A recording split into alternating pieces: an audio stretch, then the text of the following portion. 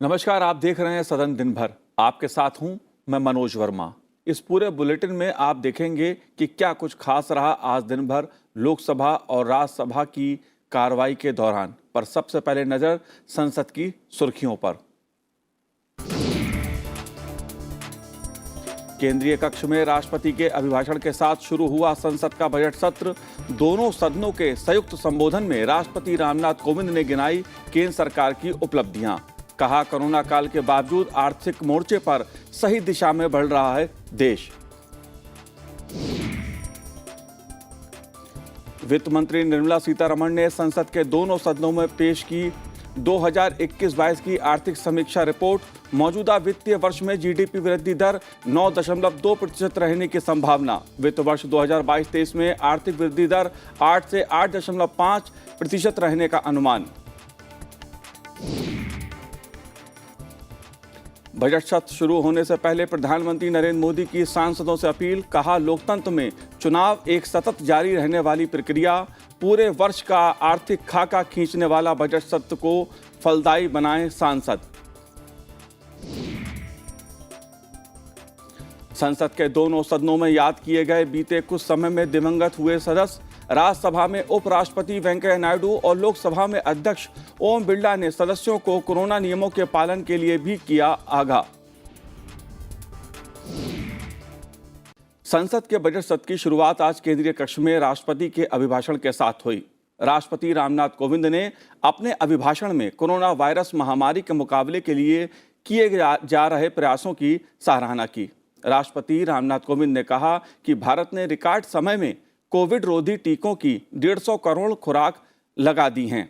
उन्होंने कृषि क्षेत्र के सतत विकास के लिए देश के 80% छोटे किसानों का आभार जताया। राष्ट्रपति ने रक्षा उत्पादन के क्षेत्र में राष्ट्र को आत्मनिर्भर बनाने की सरकार की प्रतिबद्धता भी दोहराई और साथ ही महिला सशक्तिकरण के प्रयासों के तहत विवाह के लिए महिलाओं को न्यूनतम आयु को बढ़ाकर 21 वर्ष किए जाने की पहल का भी उल्लेख किया।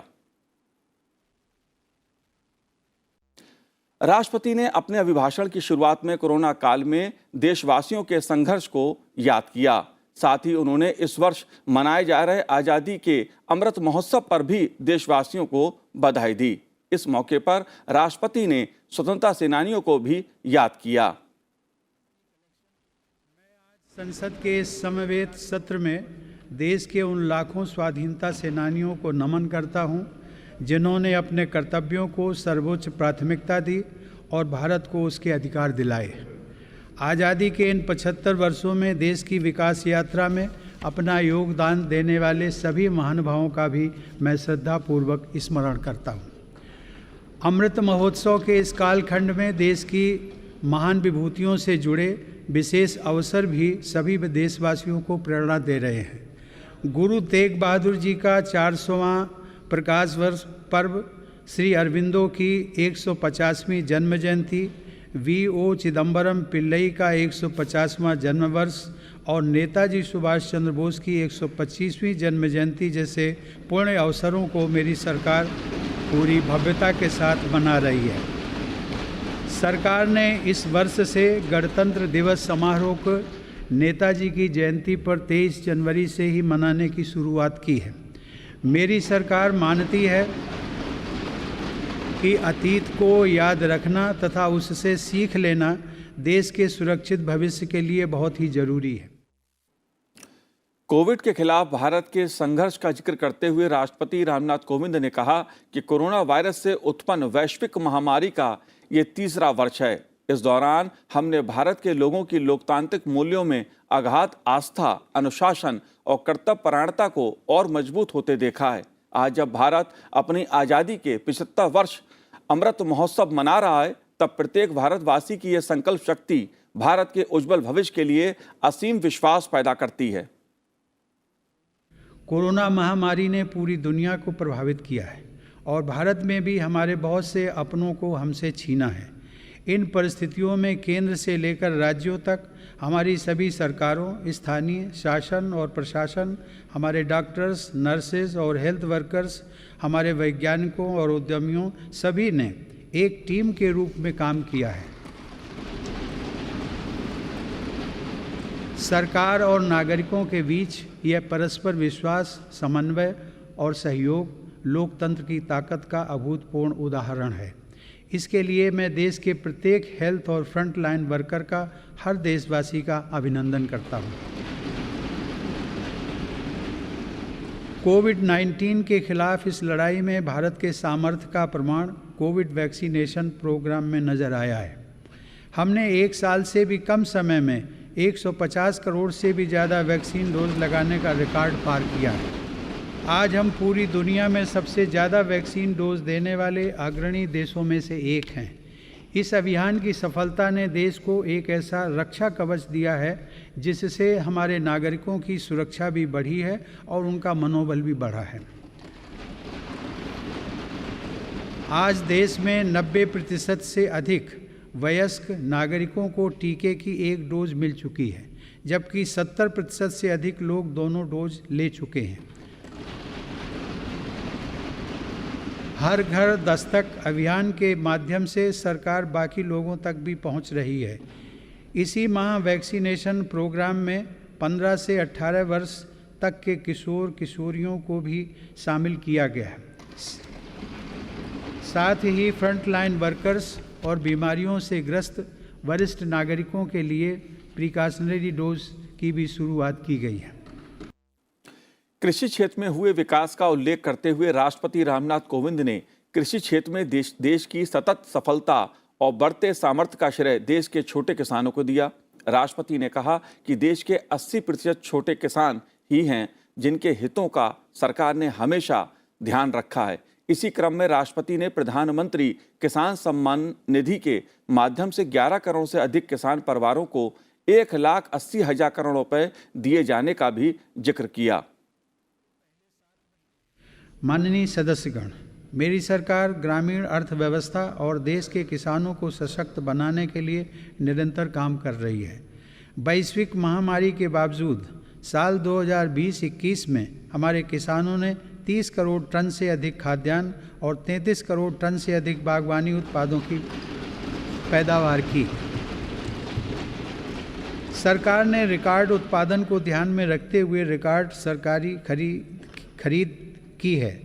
रबी की फसल के दौरान 433 लाख मीट्रिक टन गेहूं की खरीद की गई, जिससे लगभग 50 लाख किसानों को सीधा फायदा पहुंचा है।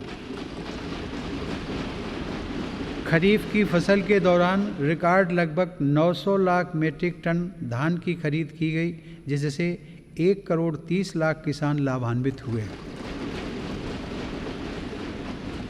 सरकार के प्रयासों से देश का कृषि निर्यात भी रिकॉर्ड स्तर पर बढ़ा है। वर्ष 2020-21 में कृषि निर्यात में 25% से अधिक की वृद्धि दर्ज की गई। यह निर्यात लगभग 3 लाख करोड़ रुपए पहुंच गया है। कोरोना काल में भारतीय रेल ने सब्जियों, फलों तथा दूध जैसी जल्दी खराब होने वाली खाद्य सामग्री के परिवहन के लिए 150 से अधिक मार्गों पर 1900 से ज़्यादा किसान रेल चलाई और करीब 6 लाख मीट्रिक टन कृषि उत्पादों की ढुलाई की। यह इस बात का उदाहरण है कि अगर सोच नई हो तो पुराने संसाधनों से भी नए रास्ते बनाए जा सकते हैं। माननीय सदस्यगण, कृषि क्षेत्र में देश की सतत सफलता और बढ़ते सामर्थ्य का सबसे बड़ा श्रेय मैं देश के छोटे किसानों को देना चाहता हूँ। देश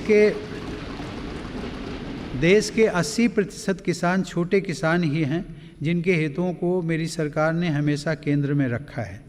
प्रधानमंत्री किसान सम्मान निधि के माध्यम से 11 करोड़ से अधिक किसान परिवारों को 1,80,000 करोड़ रुपए दिए गए हैं। इस निवेश से कृषि क्षेत्र में आज बड़े बदलाव दिखाई दे रहे हैं। फसल बीमा योजना में नए बदलावों का लाभ भी देश के छोटे किसानों को हुआ है। इन बदलावों के बाद से अब तक 8 करोड़ से अधिक किसानों को मुआवजा के तौर पर 1 लाख करोड़ रुपए से ज़्यादा की राशि दी जा चुकी है। खेतों के नज़दीक जरूरी इंफ्रास्ट्रक्चर को विकसित करने के लिए भी मेरी सरकार अभूतपूर्व स्तर पर निवेश कर रही है। 1 लाख करोड़ रुपए के कृषि इंफ्रास्ट्रक्चर फंड के अंतर्गत हजारों परियोजनाओं को मंजूरी दी गई है। मेरी सरकार ने खाद्य तेल में आत्मनिर्भरता को ध्यान में रखते हुए 11,000 करोड़ रुपए की लागत से national mission on edible oils oil palm की शुरुआत भी की है। सरकार ऑर्गेनिक खेती, प्राकृतिक खेती और क्रॉप डाइवर्सिफिकेशन जैसे विशेष प्रयास भी कर रही है। रक्षा क्षेत्र की चर्चा करते हुए राष्ट्रपति रामनाथ कोविंद ने कहा कि हमारा लक्ष्य है कि हमारी सेनाओं की जरूरत का सामान भारत में ही विकसित हो, भारत में ही निर्मित हो। राष्ट्रपति रामनाथ कोविंद ने कहा कि 2020-21 में सैन्य बलों के आधुनिकीकरण के लिए जो भी स्वीकृतियां प्रदान की गई हैं, उनमें अधिकांश उत्पादों में मेक इन इंडिया को प्राथमिकता दी गई है। मेरी सरकार देश की सुरक्षा के लिए दृढ़ संकल्पित होकर काम कर रही है। सरकार की नीतियों की वजह से डिफेंस सेक्टर में, विशेषकर रक्षा उत्पादन में देश की आत्मनिर्भरता लगातार बढ़ रही है। वर्ष 2020-21 में सैन्य बलों के आधुनिकीकरण के लिए जो भी स्वीकृतियां प्रदान की गईं, उनमें 87% उत्पादों में मेक इन इंडिया को प्राथमिकता दी गई।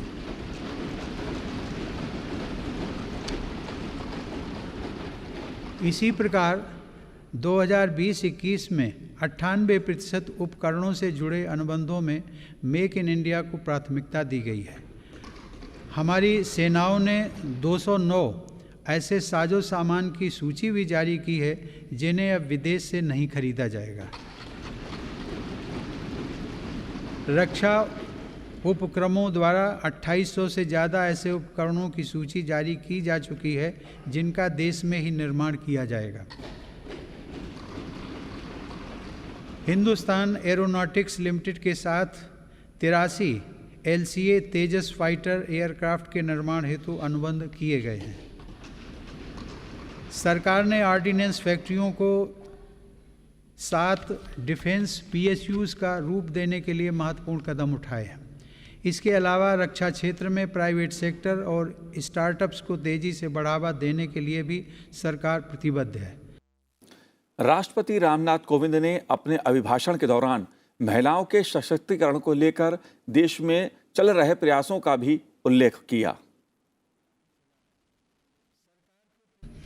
महिला सशक्तिकरण मेरी सरकार की उच्च प्राथमिकताओं में से एक है। उज्ज्वला योजना की सफलता के हम सभी साक्षी हैं। मुद्रा योजना के माध्यम से हमारे देश की माताओं बहनों की उद्यमिता और कौशल को बढ़ावा मिला है। बेटी बचाओ बेटी पढ़ाओ पहल से अनेक सकारात्मक परिणाम सामने आए हैं और स्कूलों में प्रवेश लेने वाली बेटियों की संख्या में उत्साहजनक वृद्धि हुई है। बेटे बेटी को समानता का दर्जा देते हुए मेरी सरकार ने महिलाओं के विवाह के लिए न्यूनतम आय को 18 वर्ष से बढ़ाकर पुरुषों के समान 21 वर्ष करने का विधेयक भी संसद में प्रस्तुत किया है। सरकार ने 3 तलाक को कानूनन अपराध घोषित कर समाज को इस कुप्रथा से मुक्त करने की शुरुआत की है। मुस्लिम महिलाओं पर केवल मेहरम के साथ ही हज यात्रा करने जैसे प्रतिबंधों को भी हटाया गया है। वर्ष 2014 से पूर्व अल्पसंख्यक वर्ग के लगभग 3 करोड़ विद्यार्थियों को छात्रवृत्तियां दी गई थी, जबकि मेरी सरकार ने वर्ष 2014 से अब तक ऐसे 4.5 करोड़ से अधिक विद्यार्थियों को छात्रवृत्तियां प्रदान की। भारतीय अर्थव्यवस्था का उल्लेख करते हुए राष्ट्रपति रामनाथ कोविंद ने कहा कि सरकार के निरंतर प्रयासों से देश एक बार फिर दुनिया की सर्वाधिक तेजी से आगे बढ़ने वाली अर्थव्यवस्थाओं में शामिल हो गया है।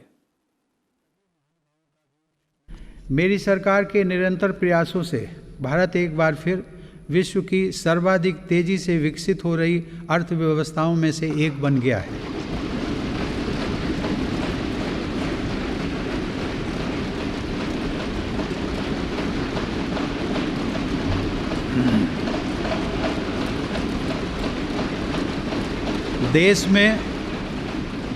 देश में जीएसटी कलेक्शन पिछले कई महीनों से निरंतर 1 लाख करोड़ रुपए से ऊपर बना हुआ है। इस वित्त वर्ष के पहले 7 महीनों में $48 बिलियन का विदेशी निवेश आना इस बात का प्रमाण है कि अंतर्राष्ट्रीय निवेशक भारत के विकास को लेकर बहुत आश्वस्त हैं। भारत का विदेशी मुद्रा भंडार भी इस समय $630 बिलियन से ऊपर है। हमारा निर्यात भी तेजी से बढ़ रहा है और पिछले रिकॉर्ड टूट रहे हैं। 2021 में अप्रैल से दिसंबर के दौरान भारत का गुड्स निर्यात लगभग $300 बिलियन यानी 22 लाख करोड़ रुपए से अधिक रहा है, जो कि 2020 की इसी अवधि की तुलना में 1.5 गुना ज़्यादा है। मेरी सरकार ने मैन्युफैक्चरिंग सेक्टर में मौजूद संभावनाओं को साकार करने और युवाओं को नए अवसर देने के लिए 1,97,000 करोड़ रुपए से ज़्यादा के निवेश से 14 महत्वपूर्ण PLI स्कीम्स शुरू की हैं। ये PLI स्कीम्स न केवल भारत को ग्लोबल मैन्युफैक्चरिंग हब के रूप में स्थापित करने में मदद करेंगी, बल्कि रोजगार के 60 लाख से अधिक अवसर भी उपलब्ध कराएंगे। देश में मोबाइल उत्पादन की सफलता मेक इन इंडिया का एक बड़ा उदाहरण है। आज भारत विश्व में दूसरा सबसे बड़ा मोबाइल फ़ोन निर्माता बनकर उभरा है। इससे भारत के लाखों युवाओं को रोजगार भी मिला है। हमारा देश इलेक्ट्रॉनिक और टेक्नोलॉजी हार्डवेयर के क्षेत्र में ग्लोबल लीडर बने, इसके लिए सरकार ने सिलिकॉन और compound semiconductor fabrication, display, FAB, chip design और इनसे जुड़े वेंचर्स के लिए हाल ही में 76,000 करोड़ रुपए का पैकेज भी घोषित किया है। फिलहाल समय एक ब्रेक का है। ब्रेक के बाद देखेंगे राष्ट्रपति अभिभाषण के बाद आज लोकसभा और राज्यसभा में क्या हुआ।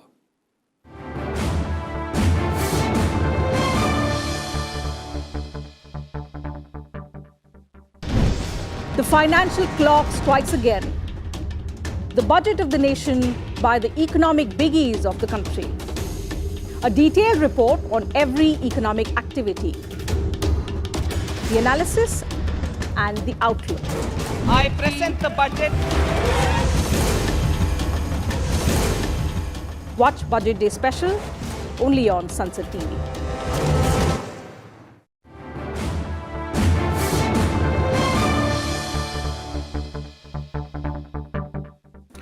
ब्रेक के बाद सदन दिन भर में आपका एक बार फिर स्वागत है और आइए अब एक नजर डाल लेते हैं लोकसभा में हुई आज की कार्रवाई पर।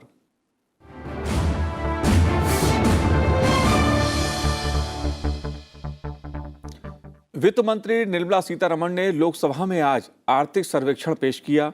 इसमें 1 अप्रैल 2022 से शुरू होने वाले वित्तीय वर्ष के लिए सरकार के बजट से पहले अर्थव्यवस्था की स्थिति का ब्यौरा दिया गया है। आर्थिक समीक्षा में वित्त वर्ष 2022-23 के दौरान भारतीय अर्थव्यवस्था के 8 से 8.5% की दर से बढ़ने का अनुमान लगाया गया है। Sir, I rise to lay on the table a copy of the Economic Survey 2021-2022 along with statistical appendix, Hindi and English versions. Corona महामारी की वजह से बजट सत्र के दौरान सुरक्षा संबंधी जानकारी देते हुए लोकसभा स्पीकर ने कहा कि सत्र के दौरान कोविड प्रोटोकॉल का पूरा ध्यान रखा गया है। माननीय सदस्यगण, कोरोना महामारी के प्रभाव को देखते हुए परस्पर उचित दूरी और सुरक्षा सुनिश्चित करने के उद्देश्य से महामहिम राष्ट्रपति अभिभाषण के दौरान माननीय सदस्यों की बैठने की व्यवस्था केंद्रीय कक्ष के साथ साथ लोकसभा और राज्यसभा चैम्बर में भी की गई थी।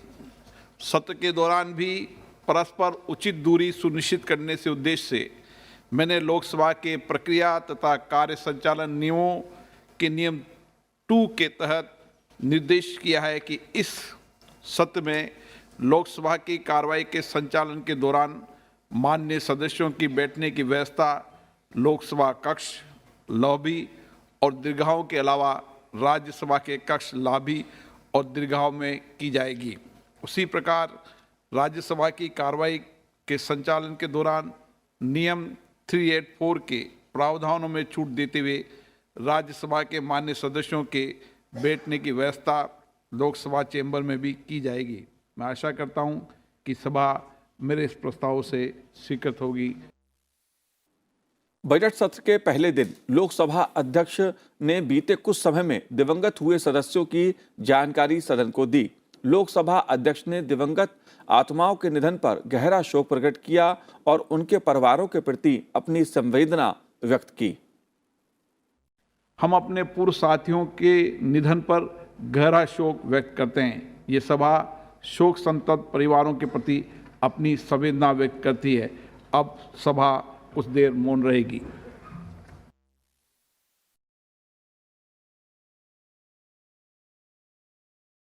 ओम शांति। लोकसभा अध्यक्ष ने आज सदन में एक नए डिजिटल ऐप की जानकारी सांसदों के साथ साझा की। इस ऐप पर दोनों सदनों का प्रसारण देखा जा सकता है। अध्यक्ष ने कहा कि सदस्य इस मोबाइल ऐप का उपयोग करें और अपने सुझाव साझा करें ताकि इसे और बेहतर और लाभप्रद बनाया जा सके। माननीय सदस्यगण, पिछले सत्र में माननीय सांसदों की सुविधा के लिए एक मोबाइल ऐप का आरंभ किया गया था। इस ऐप का उपयोग शिक्षाविद, पत्रकार, शोधार्थी, विद्यार्थी, सभी देश की आम जनता भी इसका लाभ उठा सकती है। मेरा आपसे अनुरोध है कि इस मोबाइल ऐप का उपयोग करें।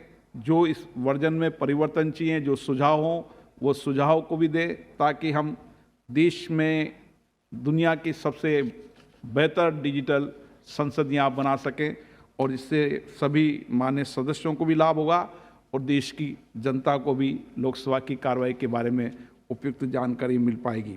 मेरा आपसे अनुरोध है कि आप इस मोबाइल ऐप का प्रयोग करें, इसको लोकप्रिय बनाएं और अपने क्षेत्र की संसद क्षेत्र की जनता को भी बताएं कि जब कभी आप संसद में बोलें और समय आपका निश्चित हो तो आपकी जनता भी उस मोबाइल ऐप के माध्यम से देख सके। आपको धन्यवाद। सदन दिन भर में अब बात राज्यसभा में आज की कार्रवाई की।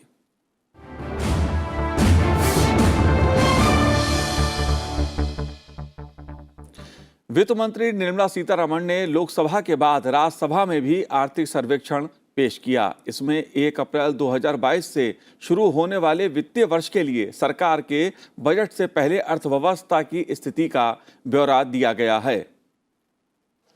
Survey 2021-2022 along with statistical appendix. Rajya Sabha ने सोमवार को मौजूदा सदस्य महेंद्र प्रसाद, पूर्व सदस्य जयंतो राय, एम मूसा, गणेश्वर कुसुम और प्रसिद्ध कथक नर्तक पंडित बिरजू महाराज के निधन पर गहरा शोक व्यक्त किया। सदन ने सदस्यों और पंडित बिरजू महाराज के योगदान को याद किया। दिवंगत आत्माओं के सम्मान में सदस्यों ने मौन भी रखा।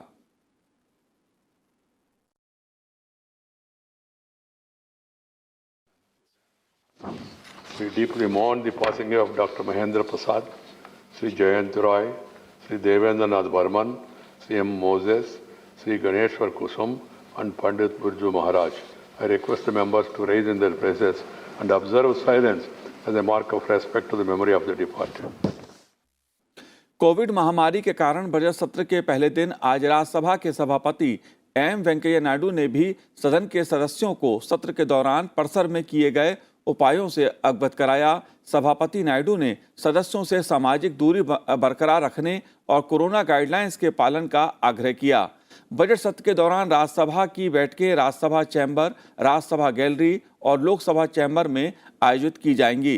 पार्टियों के संबंधित नेता तय कर सकते हैं कि उनकी पार्टी के सदस्य 3 स्थानों पर कहां बैठेंगे। ये बजट सत्र जनवरी 2020 में कोविड महामारी फैलने के बाद से आयोजित होने वाला छठा सत्र है।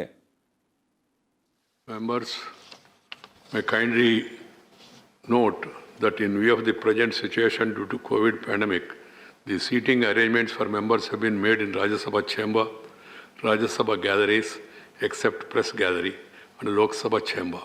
The fixed seat division numbers for members, as is done in normal seating arrangements, has therefore been dispensed with this session. For this session, the number of seats for each party at different places, that is Rajya Sabha chamber, Rajya Sabha galleries, Lok Sabha chamber, have been fixed as per their numerical strength for allocation amongst their members by the respective parties. members sitting in the galleries of Rajya Sabha and Lok Sabha chamber are requested to raise their hands, introduce themselves, and also announce the place, that is the gallery number, Lok Sabha chamber, clearly from where they are speaking before taking part in the discussion as and when called, so that they could be identified easily. For the sake of reaching out to people through proper voice, members are permitted to speak while sitting. I may also... आज सुबह budget सत्र शुरू होने से पहले प्रधानमंत्री नरेंद्र मोदी ने सत्र को लेकर बड़ी उम्मीदें जाहिर की।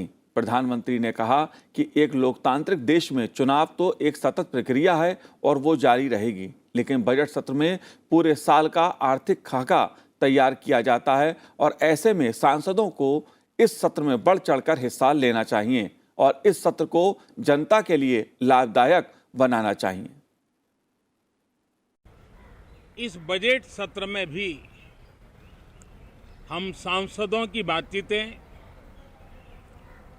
हम सांसदों के चर्चा के मुद्दे, खुले मन से की गई चर्चा वैश्विक प्रभाव का एक महत्वपूर्ण अवसर बन सकती है। मैं आशा करता हूं कि सभी आदरणीय सांसद, सभी राजनीतिक दल खुले मन से उत्तम चर्चा करके देश को प्रगति के रास्ते पर ले जाने में, उसमें गति लाने में अवश्य मददरूप होंगे।